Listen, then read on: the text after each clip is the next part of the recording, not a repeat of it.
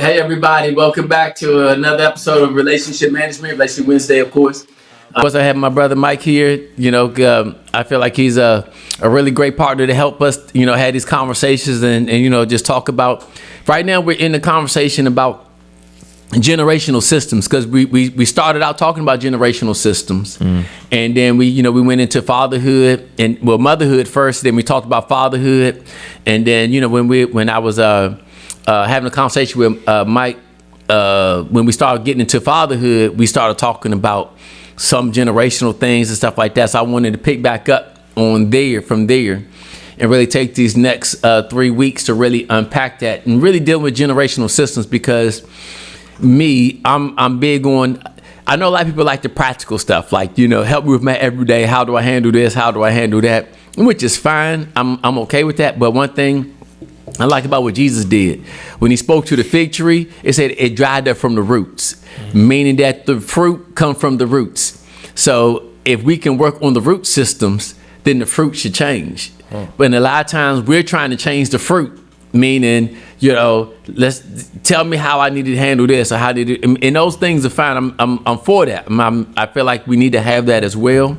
But I think that a lot of times we're not taking time to help people with the root systems in the belief systems and where they're coming from to be able to navigate. Because I give you one example. I'm talking about what happened was when talking about root and fruit. I was working with a married couple one time, and the guy went to apologize to the lady, but the problem was she didn't accept it because she felt like the tone wasn't right. So what I'm saying is that and what happened was when they had arguments and everything, they were going like these lavish vacations, thinking that the vacation was going to fix and then but the problem is still to sweep it under But the whole point was that she always felt like his heart wasn't in the right place. So you're doing the right things, but the root systems was driving it, what made it hard to receive. So when I remember a couple where bought her some flowers and she said, what you do? Like, what did you do this time? Right, that's funny. Yeah. So how'd that feel? The guy buy you flowers to try to show, and the woman say, what you do? What's crazy? That's why I told my wife I will never buy you flowers if we're like in an argument. Like it'll never be a makeup thing. I always show up with flowers when everything, you know what I'm saying? Right, exactly. Yeah. Because it's like I created a different action or a new fruit, but the root systems are still the same. So eventually the old fruit going to make its way back up. Yeah. And a lot of times, so that's why with Relationship Wednesday, that's always my heart, is finding creative ways to deal with our root systems. Because we have to realize that all relationship issues are a spiritual matter. They're not a natural matter. Now, there's certain things we can do on a practical level, but I'm saying all relationships, everything. And what do you mean by root system? Meaning spiritual matters come down to belief systems, meaning my attitudes, the way I process, the way I think, not so much what I'm doing, but how I'm thinking. So that's why we want to get into really talking about and dealing with generational systems, because I think that sometimes when we go into these type of things, people get lost because it's like, give me the 3 steps on how I should talk to my wife or how I should talk to my husband or how should I find a mate and all these things, not realizing that let's deal with what's driving those decisions. Let's deal with what's making those decisions go. Yeah. Because, it's nothing more frustrating than leaving one relationship just to find yourself back in the same situation with another person. Right. Maybe a little different tweak here and there because the personalities may be a little different from person to person, but the same core issues pop up again because I tried to change the fruit without working on the root systems. Yeah, that's what I'm saying. So anyway, again, welcome back, Mike. I know you already gave your put, but I'll say welcome back. So let's get into this generational systems. I'm gonna open up with a question with you, and then we can piggyback from there. So when you hear the word generational systems, what do you think? What comes to your mind? What picture that you would say? I am who the people raised me, who they told me to be. It's like there's a certain core values that we teach our young. And for me, like my family, and I love my family. But then I feel like it's our culture, like the black culture, and we learn these things and these values. Like, this is how you do it. Get it out the mud. All these things that say this is who you are. And then we grow up with an identity that somebody else gave us. And then when we start thinking on our own, then we wake up and like, dang, I don't have to be that. But the crazy part about it is once you make that choice, like once you decide that this is not the life that I'm choosing, then you might be outcasted, right? People will misunderstand you because you're going against the grain. And I realized that's what happened with me, is like, nah, enough is enough. The buck stops here, because I'm not willing to allow what my family or anybody deemed to be the way to be my way. You know what I'm saying? So if I want something for my children differently than what I had, then I have to create something new, which means sometimes you have to separate yourself from what seems to be normal. And then you got to deal with the backlash if it comes. But I've also witnessed with that, people on the outside looking in, once you start to see the fruit of the change, is like, dang, okay, well, now I see what he was doing. But in the beginning, it's friction, because this ain't how we do things. You know what I'm saying? Or you might think you better than, like, no, not. I don't think I better. I just want better. You know what I'm saying? So when I hear generational systems, I think of the generations before me who taught me what it's like to be a part of this clan. You know what I'm saying? Like, a part of this family. This is how we do things. Or a part of this culture. This is how like, young men, we grow up mean mugging everybody. Why? Why? Because I feel like on a grander scheme, as like black men, like, you gotta be tough. Right. You know what I'm saying? Don't let nobody disrespect That's the philosophy. You know what I'm saying? You look a man in his eyes, whoever look away from, like, this weird stuff that we grow up with. And then we end up killing each other over a stare. Right? So if we want different, then we have to be different. So that's why when I go out, I'm like, what's up, brother? And even if you don't respond, I respond for you. I'm like, I'm good. Yeah, me too. It's like, I literally, like, I don't want no problems with you, but I don't think there's enough love out there for people to say, dang, like, he's just saying hi. Most people, like, don't say hi to me. Like, cool. But I'm going to keep giving you the love that I think you deserve, because, like, we have to not allow, like, these weirdo, values that we've been taught as young men to be who we stay, because we're not going to change anything. We're just going to keep jail, violence, killing. Like, and I'm saying this because I work with a lot of young kids, and this is how they grow up. Like, nah, man, he disrespected me. What did he do? And he was staring too long. That's like, what are we doing? So to create something new, you have to be the change. And for me, it's like, all right, cool. At least in my community, I'm gonna be the dude that speaks to every black man and show him love. You know what I'm saying? In my family, I'm gonna teach my children the things that I'm learning now I'll be 40 this year, at 40, that are so different from the values that I grew up believing, but I'm gonna teach them something new, so now they can start with a leg up in life, you know what I'm saying, with a different perspective.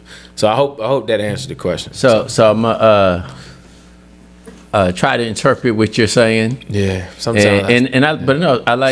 But you do that for me too, though. When we talk, and you try to break things down to help the viewer as well. Yeah. So I would say for me, it's generational systems come down to just by environment, because every environment carries a belief system. Sure. And a way of thinking and operating.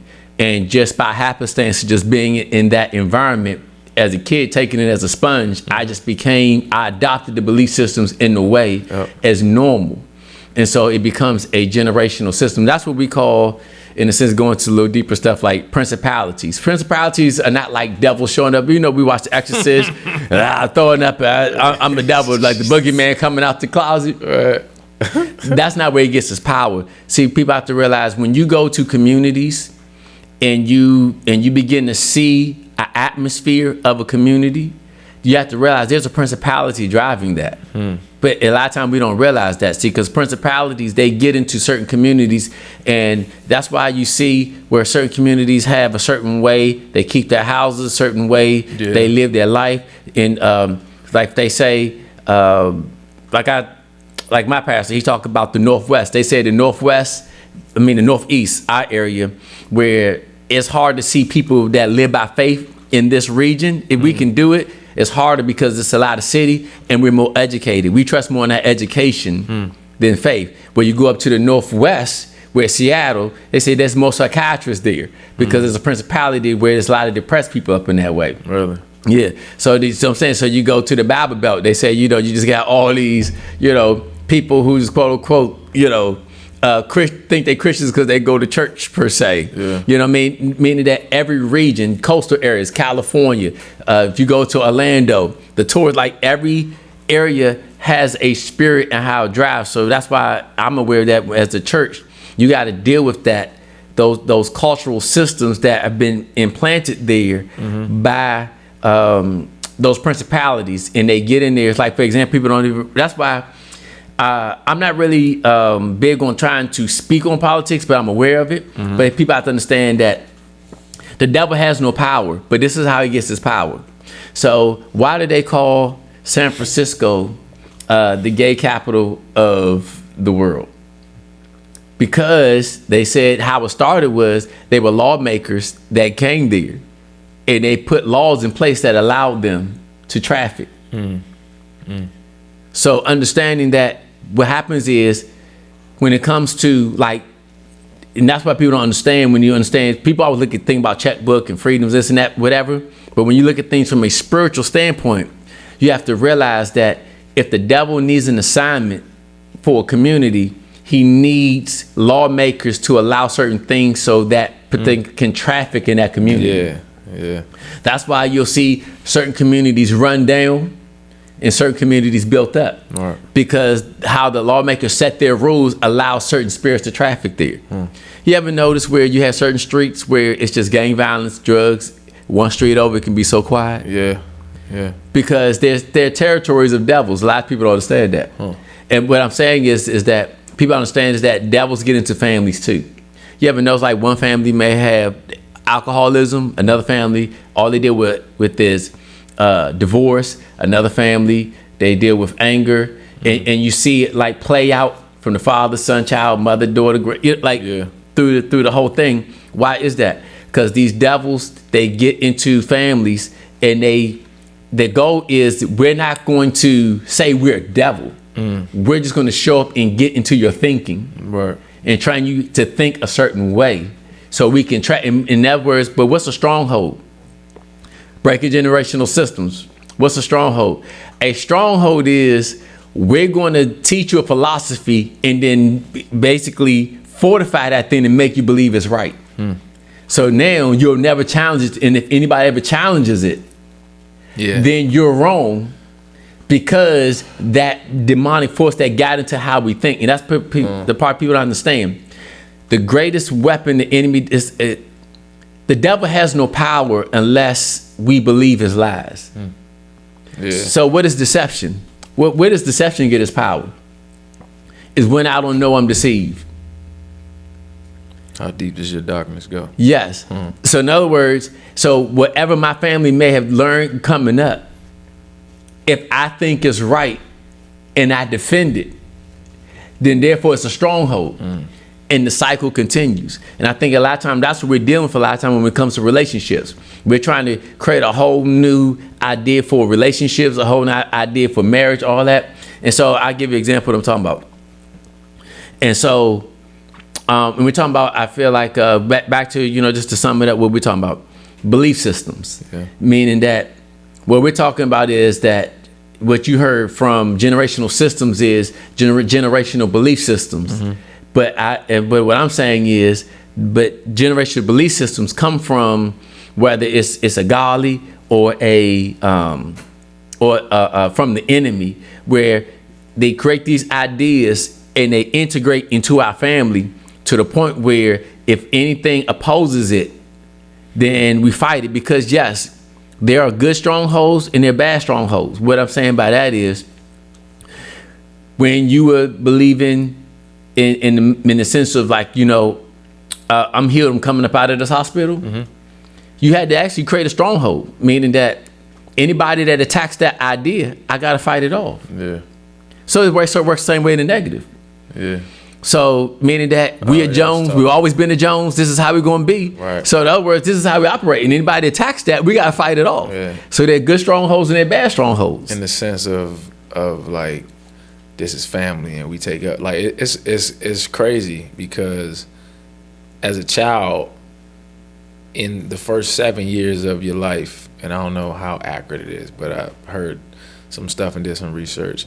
The brain is in like a state of theta where it's just recording everything. Mm-hmm. So it's not the whole don't do what I say do, or don't do what I do what I say, because the brain is literally recording everything it sees, which is crazy because my daughter literally says everything that I say, does everything that I do, not what I tell her to do, right? Mm-hmm. So I'm very intentional about what I do and what I say.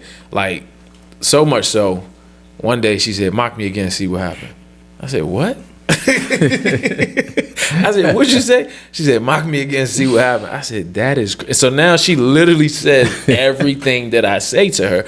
So, and the things that I do, right? So it's like, if we have these beliefs that are, you know, generational and what we've learned from our grandparents and our fathers or whatever, and they're not right, we don't know if they're right or not. We just know that my brain is recording, this is how we operate, this is life, which is why some people in certain environments don't know anything different, because this is all I've seen. So Right. this must be the way. And then when you get out, you're like, oh, there is a different way to be successful or to make money or whatever. I don't have to do this. This is just what they did. But I'm so caught up in not knowing that I'm just stuck in a place of this must be life. You know what I'm saying? Right. So you have to get that exposure to something new. You have to be exposed to a different level of like people who operate, you know, outside of the norm, what you're like used to seeing. So now I can say, okay, so there is something different out there for me. You know what I'm saying? And I think that's key for, if we're going to change, you know, our communities, that we have to be the change. We have to be the example. We have to be the exposure that people need to see, that like, okay, yeah, I can walk out of love and not be a sucker. You know what I'm saying? Because like people think turn the other cheek. Like me, I'm like, yeah, but we can get these hands cracking too in love, right? Because it's like, and I ain't even talking about like street physicality, but I'm saying like people think you gotta be soft because you believe in God, and when we're taught like you gotta be tough. Now I don't want to go that route because I can't be tough in that. You know what I'm saying? That arena. Yeah, philosophies, right? Yeah. Here's the thing I was going to say too, from what you're talking about. So I want to get two things. The first thing is, like you said, experiences. A lot of times we can form our belief systems out of our experiences just by living life. In other words, let's say a kid, so the parents get divorced. Well, marriage don't work. It ain't for me. I'll never get married. Yep. You know, so in other words, a system is being created out of their parents' experience just by how they processed it. On that pain that, you know, they felt. So now that pain is kind of, they're living through, you know what I'm saying, what happened to them. And Right. they don't want to experience it or. And then on that, so with that philosophy, now you going out there, you start dating, and you start getting relationship with people, and then it hits a wall, and then eventually you start dating again and all that. What's driving it? That day you said, Yeah. you know, I'll never get married Yeah. because this, that, or that. So every time somebody like this takes an S, or you're kind of reluctant to go into it, and then it kind of falls apart. And then you go to counseling, you're doing all the things and everything. But that's also like the expectation. Like if you believe that it ain't for you and it ain't gonna work out, you kind of create that way out of the situation because you already like predetermined that this ain't for me. So I'm going to like self-sabotage so it's not for me. And the only way that does change is if you change the way you see it. Right. And so but the whole thing is, which is the law of Genesis effect. The who? The law of Genesis. We'll get into it. That's where we've got like less than a minute left. Yeah. Is, you know, the reason why we're so hurt by when things don't work out, because whatever I believe I thought was right. Yeah. That's the reason why I'm so mad, because clearly I thought the information I had was the right one. That's why I feel a right to be bitter and mad, because what I believe broke down. Because I thought what I believe was right. Or who I believed in, but had the wrong theology Yes. of the God that I say I'm trusting, when I'm really just trusting in me and putting God on top of it. Yes. You know what I'm saying? Yeah. So tough. so we're gonna hit the pause button there. So we're just working through generational cycles and systems, and just my goal is just to give us some stuff to think about. Just because a lot of times these are the things that we got to work through in order to really start working on the practical everyday things for it to work like it should. Yeah. So with that, God bless you. We'll see you back next week. Thank you for joining Pastor Wayne Powell Sr. for this edition of Relationship Wednesday. We hope you enjoyed this episode of After I Did. Let's keep the conversation going by leaving your questions and comments in the chat. We also invite you to like, share, and subscribe to this channel. And don't forget to click the notification bell so you are reminded to join us next Wednesday as Pastor Wayne continues this discussion of After I Did.